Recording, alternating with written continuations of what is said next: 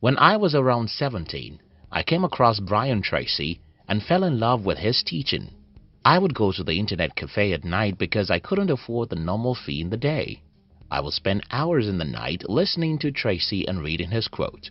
One particular sentence stuck with me from Tracy, and that is, if you want to achieve something different, you have to do something different. If you want to achieve what you've never achieved, you have to do what you've never done before. Growing up, I wrote the above sentence and pasted it in my room, and each day when I see those words, I knew I had to make sacrifices. It's very simple. If your life is not what you want it to be right now, you have to be willing to do something different. And don't let me sugarcoat anything here. You won't move from one easy well to another. Doing something different means getting out of your comfort zone, and this is never going to be easy. In today's video, I'm going to be sharing with you the 3 sacrifices you need to make to escape poverty.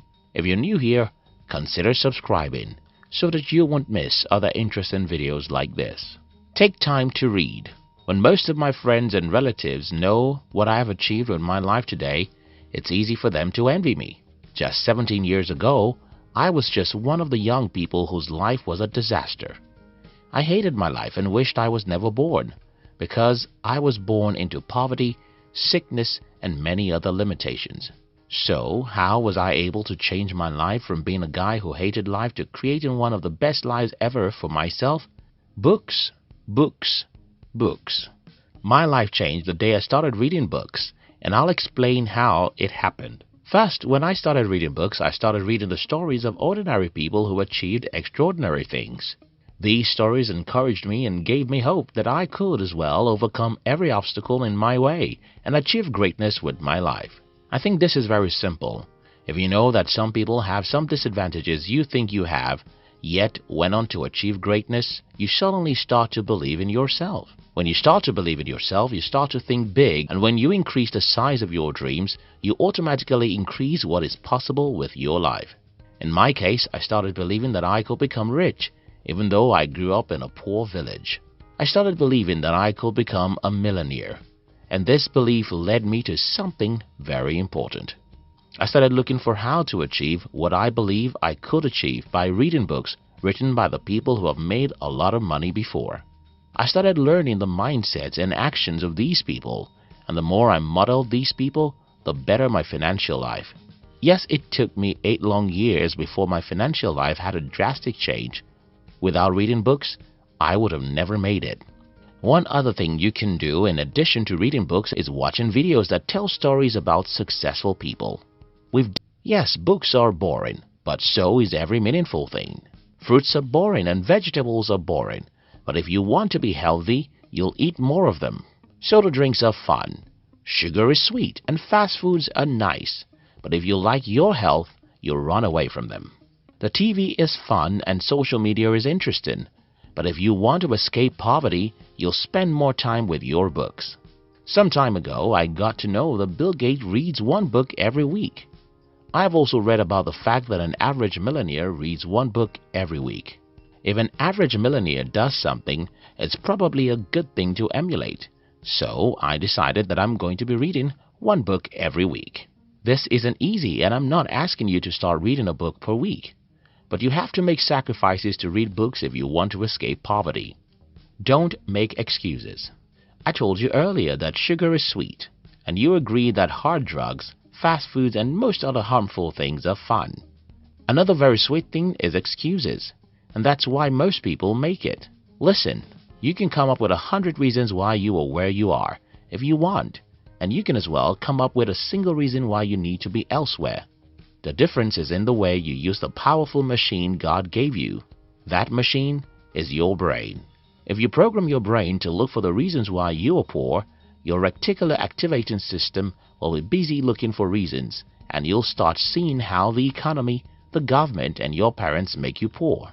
Your brain will quickly show you how your lack of education, your health challenge, your childhood, or even the country you were born are the reasons why you're poor. If, however, you program your brain to look for why you must be rich, you'll start seeing that even in a bad economy, some people are making hundreds of thousands of dollars in legitimate businesses. you'll start reading about people who went through similar difficulties like you and ended up successful. You'll start seeing that you have much power over your life than you think, and you'll start taking responsibilities.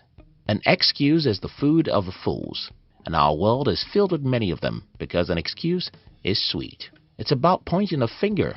It's easy. Everyone can do it. But if you want to escape poverty, you'll not do it. Don't make an excuse. Identify what you have to do to change your life and do it, no matter how difficult. Trade 100 failures for one success. I heard something very interesting from Mark Cuban a few days ago, and it made a lot of sense to me. Cuban said, and I quote, "It doesn't matter how many times you fail. Remember, you only have to succeed once." This statement makes a lot of sense to me because when I looked back at my 8 years of failure, I could see the meaning of this statement. You see, my first 8 years in the business world were terrible. Everything I attempted failed, and everyone thought I was stupid. I was broke, rejected, and frustrated. But a day came when I had my first breakthrough. From there, I had my second breakthrough, and the third. Today, it seems as if everything I touch becomes successful. But that's the opposite of the kind of life I had only a few years ago. Here's the thing. It doesn't matter how many times you fail. Remember, you only have to succeed once, and that once will quench all the pains of the failed years. Why is it important you understand this? Well, most people see failure as a bad thing, and that's why they give up. If you're in search of success, you should understand that the road that leads to success is called failure, and failure is not final, because a single success can make you forget the pains of 10 years failure. Make sacrifices to try things. Make sacrifices to get out of your comfort zone. Make sacrifices to do things that are risky, and when you fail, be courageous to stand up and try again, because it doesn't matter how many times you fail, all you need is a single success. The most important point in this video is sacrifice. If you want to escape poverty, you have to be disciplined enough to do things that are not comfortable. It's not comfortable to read, but you have to do it. It's not comfortable to take actions that may lead to failure, but you have to do it. Failure is painful, yet you have to endure failures and try again. Remember how I started this video? You cannot get a new result by doing the old things, and every new thing is uncomfortable. So, you have to be willing to make sacrifices if you want to escape poverty.